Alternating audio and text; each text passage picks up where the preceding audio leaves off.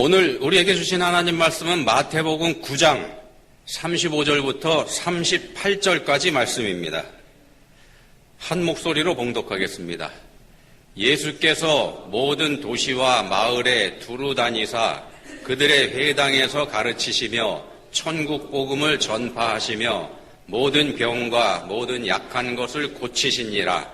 무리를 보시고 불쌍히 여기시니 이는 그들이 목자 없는 양과 같이 고생하며 기진함이라. 이에 제자들에게 이르시되 추수할 것은 많되 일꾼이 적으니 그러므로 추수하는 주인에게 청하여 추수할 일꾼들을 보내주소서 하라 하시니라. 아멘. 다들 잘 아시겠지만 서울 지하철 신도림역 이동인구가 많기로 유명한 역이죠. 서울 지하철 1호선하고 연결되는 인천, 수원으로 가는 국철하고 그 다음에 서울 지하철 2호선이 연결되는 환승역이기 때문에 사람이 많습니다. 특별히 사람이 많은 데가 바로 신도림역입니다. 출근 시간에 신도림도 한번 가보셨나 모르겠습니다. 어마어마합니다. 근데 지금은 어떤지 모르겠습니다만 전에 제가 서울 갈 때까지만 해도 그 신도림역에 유명한 사람들이 있었더랬습니다. 누구냐면은 전도하는 사람들, 예수, 천당, 불신, 지옥 이렇게 8글자 딱 새긴 팻말을 들고 전도합니다. 예수 믿어라 소리 지르죠. 그 많은 사람들 향해서 소리를 질러댑니다. 아마 어떤 교회 아니면 어떤 단체에서 나오는 사람들인 것 같습니다. 한 사람이 아니고 번갈아 가면서 나오는데 계속 항상 보면 그 자리에서 똑같은 메시지 전하고 있습니다. 언제나 봐도 있습니다. 언제나 봐도 있으니까 매일 거기 지나다니는 사람들은 관심을 별로 안 둡니다. 그냥 생각 없이 지나가 버리고 말죠. 그러다 보니까 믿지 않는 사람들은 이분들을 광신자 집단처럼 이렇게 생각을 하기도 합니다. 믿는 사람들 중에서도 불편해하는 사람들이 적지 않습니다. 이분들을 보고서. 그런 전도 방식이 과연 소용이 있겠냐? 아무도 관심을 두지 않는데 이런 생각을 하는 거죠. 물론 이분들을 존중하는 마음을 가지고 보는 분들도 또한 적지 않습니다. 대단한 열정을 가지고 있는 분들이기 때문에 그분들이 복음을 전하는 모습 보면은 존경스럽기도 하고 그러기 때문에 경외심을 갖는 분들도 많이 있습니다. 어떤 사람이요, 이분들을 봤는지 어떤지 몰라도 나도 한번 노방전도 해보겠다. 노방전도 아시죠? 길거리 전도요. 길거리 나가서 전도하는 거. 신도림역에 있는 분들처럼 자기도 한번 장소를 딱 정해놓고 내가 하루 종일 있을 수는 없으니까 내가 가능한 시간 딱 정해서 그 시간에 내가 그 자리에 지키겠다. 이렇게 작정을 했습니다. 자기가 항상 그 자리에 거기 서서 복음을 전하고 있는 거, 이걸 거기 지나다니는 사람들이 항상 본다. 그것도 나름대로 의미가 있는 거지 않습니까? 그래서 그렇게 마음을 먹고 전도를 했습니다. 열정을 가지고 시작을 했고 열심을 내서 전도를 했습니다. 근데 시간이 지나면서 이게 슬슬 회의가 들기 시작을 합니다. 항상 같은 자리에 있으니까 사람들이 처음에는 쳐다보기라도 했었는데 나중에는 그냥 쳐다보지도 않고 다 지나가 버립니다. 신도림역의 대부분의 사람들이 그러는 것처럼. 근데요, 이분이 그렇게 하면서 점점 자신감이 떨어지고 있는데 거기서 조금 떨어진 자리에서 자기처럼 항상 그 시간에 나와서 뭐 하는 사람이 있었습니다. 뭐 하는 사람이냐면은 만병통치약을 파는 사람입니다. 이 약 먹기만 하면 무슨 병든지 다 낫는다. 이렇게 주장을 합니다. 떠벌리는 거죠. 이 사람이 딱 보니까 얼른 봐도 이게 돌팔이 약장사고요. 가만히 보니까 이 사기꾼 냄새가 풀풀 나는 그런 사람입니다. 근데 희한한 건 그 사람 앞에는 항상 사람들이 모여 있더라는 겁니다. 참 생명을 전하는 자기한테는 사람들이 관심도 주지 않는데 돌팔이 약장사한테는 사람들이 관심을 보이더라는 겁니다. 그러니까 더 자괴감이 듭니다. 언제 한번 기회가 생겨가지고 한번 물어봤습니다. 이 돌팔이 약장사한테.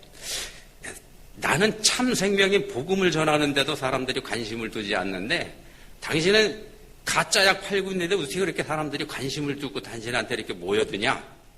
무슨 비결이 있는 거냐? 이렇게 물어봤습니다. 그랬더니 약장사가 이렇게 대답을 하더랍니다.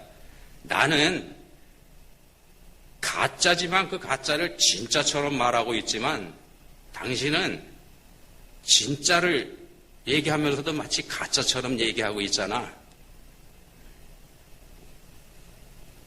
무슨 말씀인지 이해가세요? 마음가짐이 중요하다는 겁니다. 자신의 것을 얼마나 믿음을 가지고 있는지, 내가 전하는 복음이 얼마나 믿음을 가지고 있는지, 이 전하는 자세, 그거에 따라서 얼마나 믿음을 가지고 있는지에 따라서 전하는 자세가 달라진다는 겁니다. 오래전에요. 그러니까 한 40년, 50년쯤 전에 오일 쇼크가 일어났을 때, 오일 쇼크가 일어나면서 중동 사람들이 돈방석에 올라앉았죠. 그럴 때가 있었습니다. 어떤 사람이 그 중동에다가요, 밍크 코트를 팔아먹었습니다. 중동이 어떤 데입니까? 하루 종일 쨍쨍 햇볕이 비치는 데잖아요. 밍크 코트를 팔아먹은 사람이 있습니다. 1년 내내 폭염이 내렸잖아요. 그런데 어떻게 밍크 코트를 팔아먹었을까? 돈이 많아서 주체하지 못하는 중동 부자들이 어떻게 했냐면요, 자기 집에다가 에어컨을 빵빵 틀어놓습니다. 있는 대로 세게 틀어놓고 그 안에서 밍크 코트를 입고 있었더랍니다. 그렇게 팔아먹은 사람들이 있습니다. 이런 제목의 책이 있습니다. 제목이 뭐냐면요, 북극에서 수영복 팔기. 책 제목입니다. 북극에서 수영복 팔기. 어떤 목사님이 쓴 책인데, 자기가 파는 상품에 대한 확신이 있다면 추운 북극에서도 수영복을 팔 수 있다. 이분이 이렇게 주장을 합니다. 믿음이 문제라는 겁니다. 믿음이. 내가 가지고 있는 거에 대한 믿음. 이것만 있으면 못할 게 없다는 겁니다. 중동에도 밍크코트 팔아먹고 북극에도 수영복 팔아먹고. 오늘 본문에서 예수님은요, 제자들에게 추수할 일꾼을 보내달라고 기도하라, 이렇게 말씀합니다. 추수할 일꾼을 보내달라고 기도하라. 추수할 건 많은데 일꾼이 모자란다고 하신 거죠. 추수가 뭡니까? 본문에서 예수님은 복음을 전하는 일을 추수에 빗대서 말씀하십니다. 추수할 게 많다 하는 말씀은 전도할 대상자가 많다, 그런 뜻입니다. 본문에서는 그런 뜻입니다. 예수님께서 도시로, 바다로 두루 다니시면서 복음을 전하시는데 가는 곳마다 보시니까 불쌍한 사람들이 넘쳐나는 걸 보시게 됩니다. 그걸 보니까는 안타까운 마음이 들어서 하신 말씀이죠. 예수님은 이때 육신을 갖고 계셨습니다. 육신을 갖고 계신 예수님이기 때문에 육신이 주는 한계를 경험하고 계셨죠. 아무리 하나님이시지만 육신 안에 갇혀 계시니까 한계를 체험하고 계신 겁니다.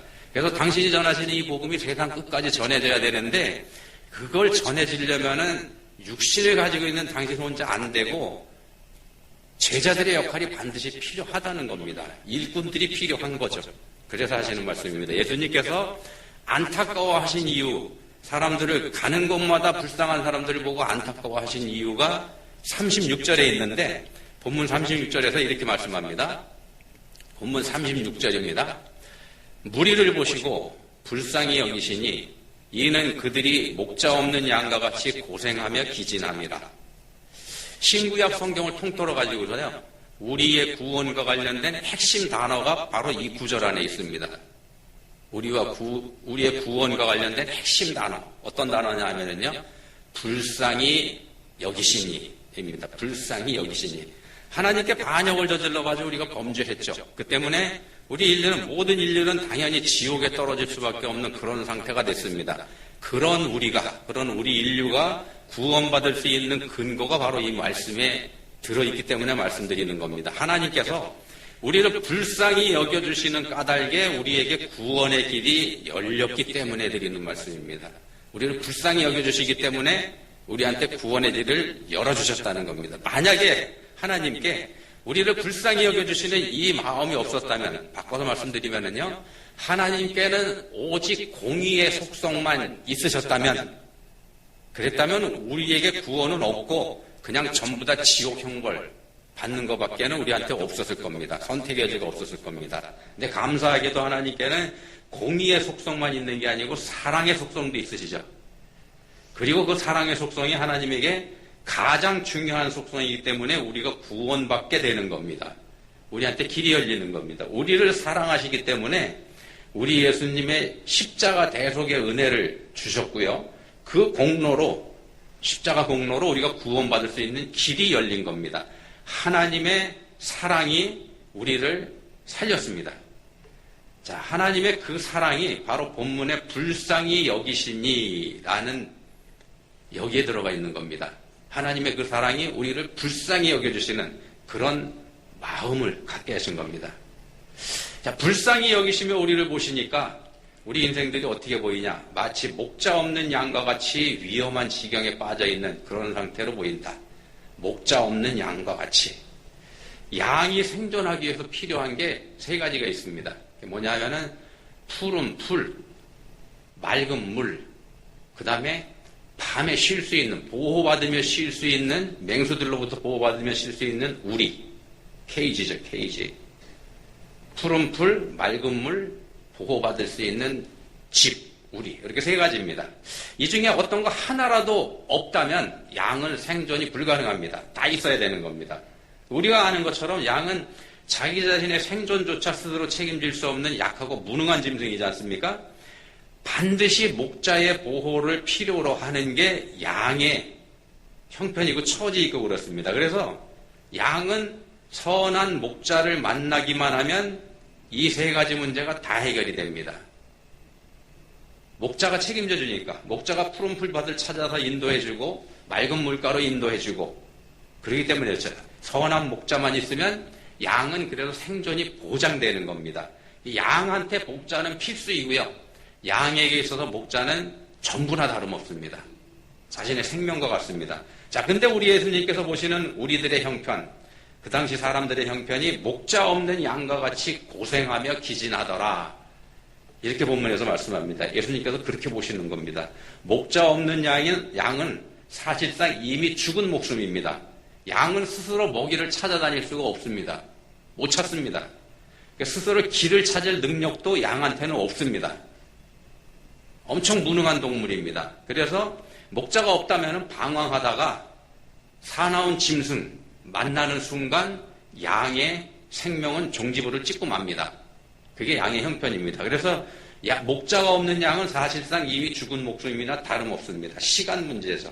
자, 예수님이 보시는 사람들의 형편이 딱 이렇더라는 겁니다. 고생하며 기진함. 이라는 말씀이 바로 그걸 뜻합니다. 그래서 이 사람들에게 천국 복음을 전할 일꾼이 필요했고, 이에 일꾼들을 보내달라고 기도하라는 말씀을 제자들에게 지금 부탁하고 계시는 게 본문 말씀입니다. 양들이 불쌍합니다. 양들이 불쌍해서 그렇게 하시는 거죠. 복음을 전해야 될 대상을 예수님께서는 추수할 것이라고 본문에서 말씀합니다. 37절에 나오죠. 추수할 것. 자, 복음을 전하는 게 곧 추수다. 이런 말씀이 되는데, 우리는 복음 전하는 걸 씨 뿌리는 거 이렇게 말씀하죠. 이렇게 생각을 합니다. 씨 뿌리는 것에 비유하는데 본문에서 예수님은 그걸 추수라고 말씀을 합니다. 차이가 크죠. 여기 어떤 차이가 있을까요? 그리고 어떤 의미가 있을까? 바울 사도가요, 고린도 교회에 이런 말을 합니다. 나는 심었고 아볼로는 물을 주었으되 오직 하나님께서 자라나게 하셨나니. 나는 심었고 아볼로는 물을 줬고 자라나게 하신 분은 하나님이다. 고린도 교회를 개척해서 세운 사람은 바울입니다. 그래서 바울은 자기가 심었다 이렇게 말씀을 하는 겁니다. 바울이 고린도를 떠난 이후에는 거기에 아볼로가 가서 고린도 교회에 가서 목회를 했습니다. 그래서 아볼로를 가리켜서 물을 주었다 이렇게 말하는 겁니다. 아볼로가 있는 동안에 교회가 꽤 부흥이 됐었던 모양입니다.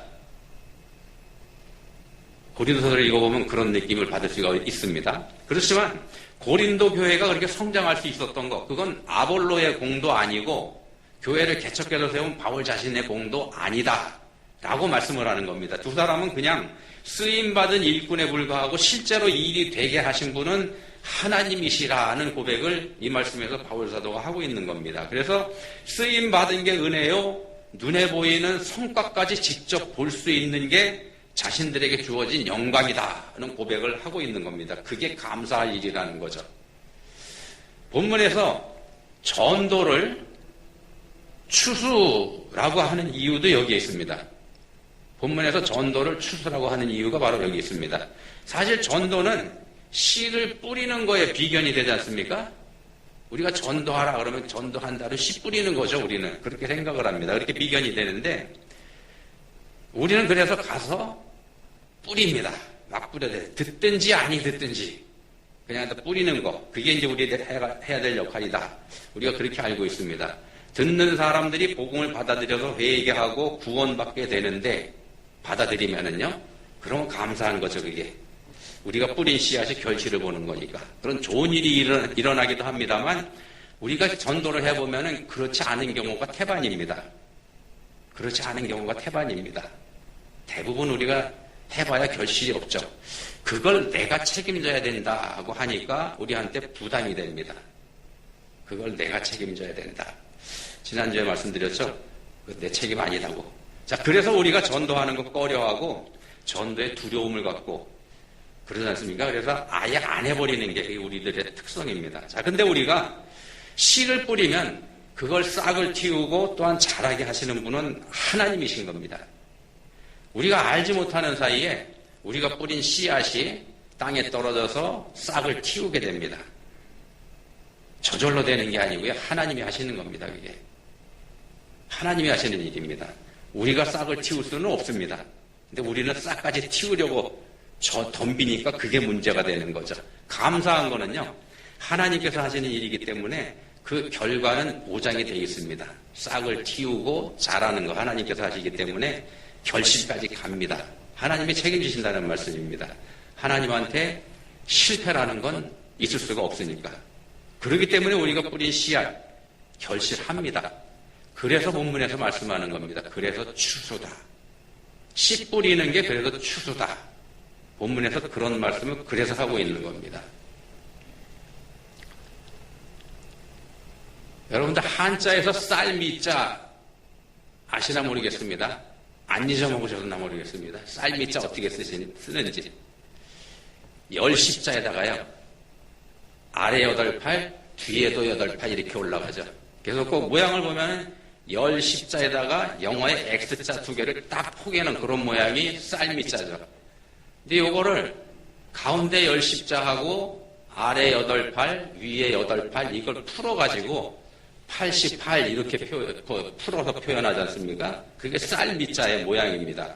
쌀미자가 왜 이렇게 88이라는 모양으로 되어 있냐? 이렇게 해석을 합니다. 농부가 벽실을 뿌려서 모종을 얻어가지고 그 모종을 논에다가 옮겨셔서 모내기를 하죠. 그리고 가을에 추수해서 그걸 탈곡을 해가지고 방아를 쪄서 쌀을 얻을 때까지 88번의 손이 간다는 뜻으로 쌀미자가 그렇게 되어 있다고 풀이를 합니다. 농사라고 하는 게 사람의 손이 많이 간다는 얘기죠. 사람의 손이 많이 가는 거다. 여름 내내 농부가 땀을 흘린 공로로 가을 들판이 누렇게 익은 벼를 만들어낼 수 있다. 이렇게 보이는 게 쌀미자가 가진 의미입니다. 농사는 그래서 농부의 땀의 결과입니다. 농사는 농부가 땀을 흘리는 일이기도 하죠.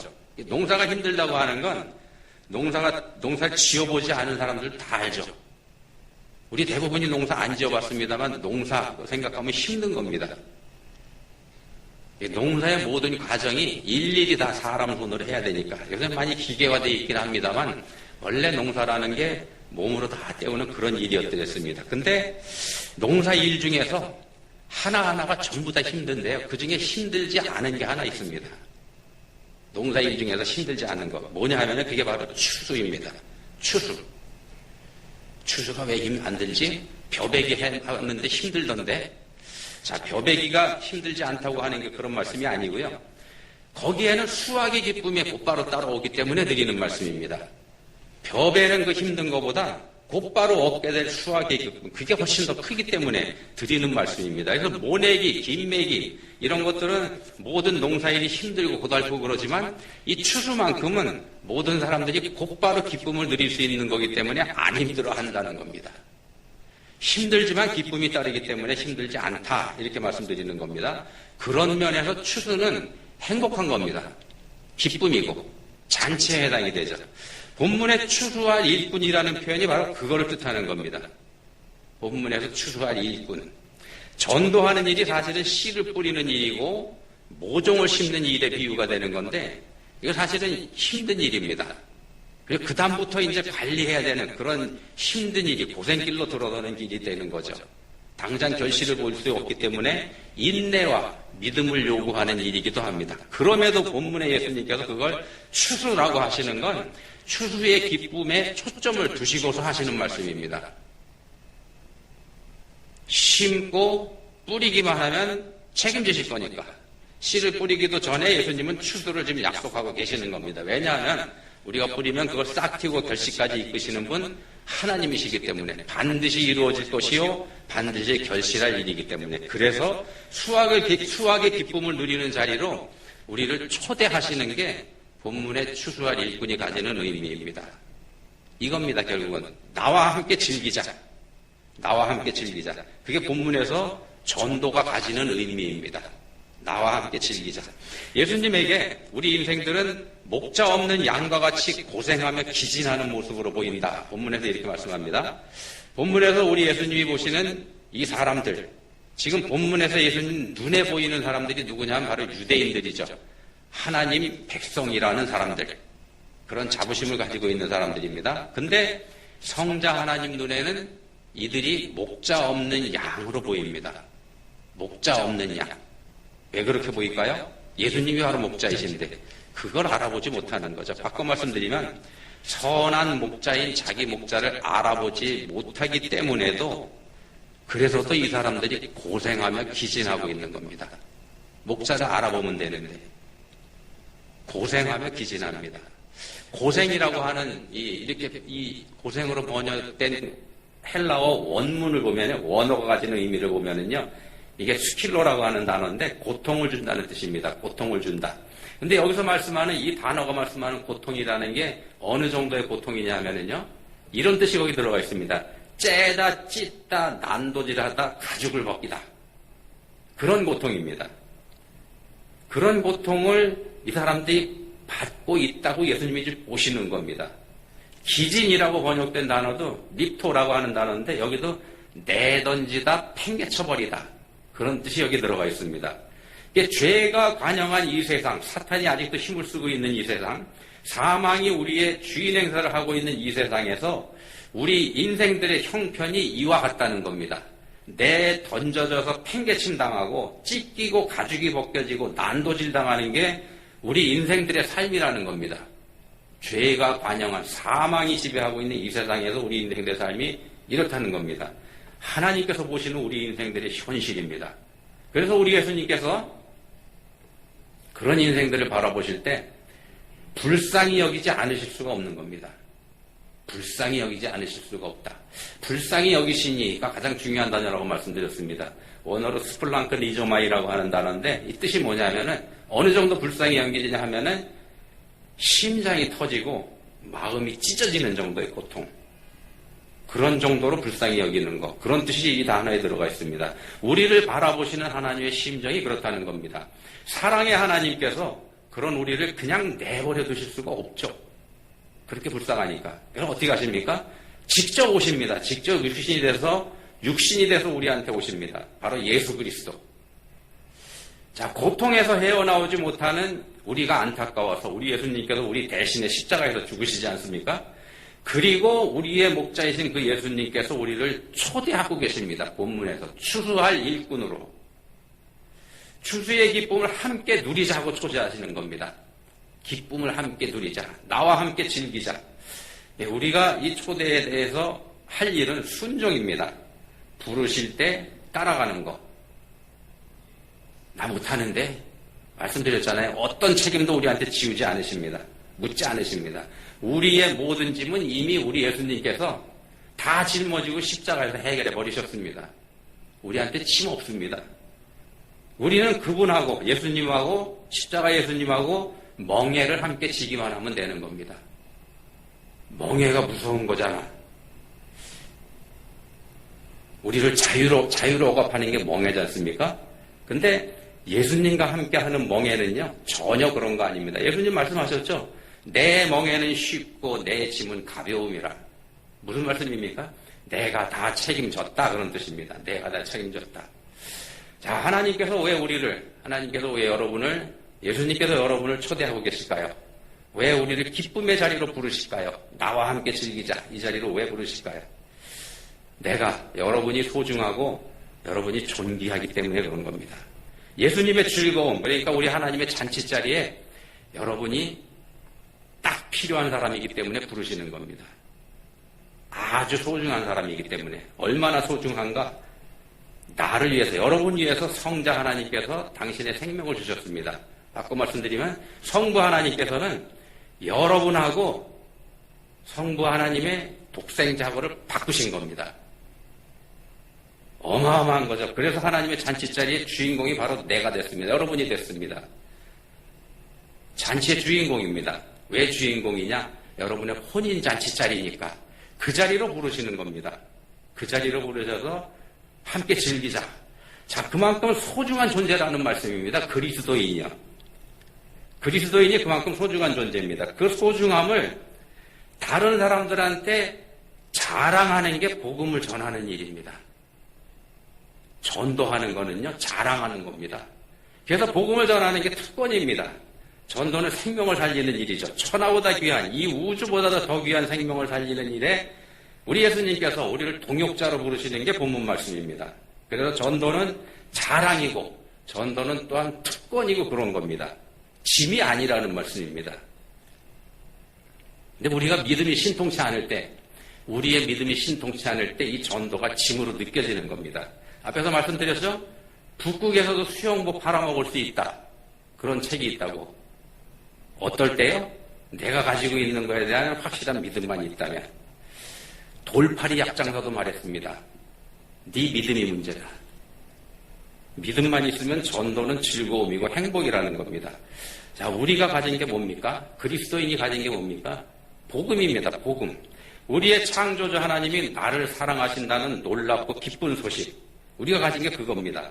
그분이 여러분을 사랑하십니다. 나 때문에, 여러분 때문에 기뻐서 주체하지 못하겠다고 그러십니다. 기뻐서 펄쩍펄쩍 뛴다. 그런 말씀하십니다.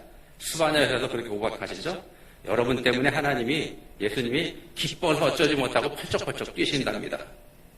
여러분들이 그런 사람입니다. 우리의 삶에 기쁨이 없을 이유가 없습니다. 우리의 삶에 넘치는 기쁨, 행복, 사랑, 이건 보장이 되어 있는 겁니다. 그걸 자랑하는 게 전도입니다. 기도하시겠습니다. 하나님 아버지, 저희가 무엇이기에 저희를 이렇게 사랑해 주십니까? 저희가 무엇이기에 저희들을 이렇게 기뻐해 주십니까? 그 크신 사랑을 저희가 어떻게 감당할 수 있겠습니까? 이제는 간절히 원하오니 하나님의 그 크신 사랑 저희가 기뻐하고 찬양하며 즐거워할 수 있게 해주시기 원합니다. 하나님을 사랑하고 하나님을 자랑하며 사는 저희가 되게 해주시기 원합니다. 저희에게 은혜 주시기 원합니다. 예수님 이름으로 기도합니다. 아멘.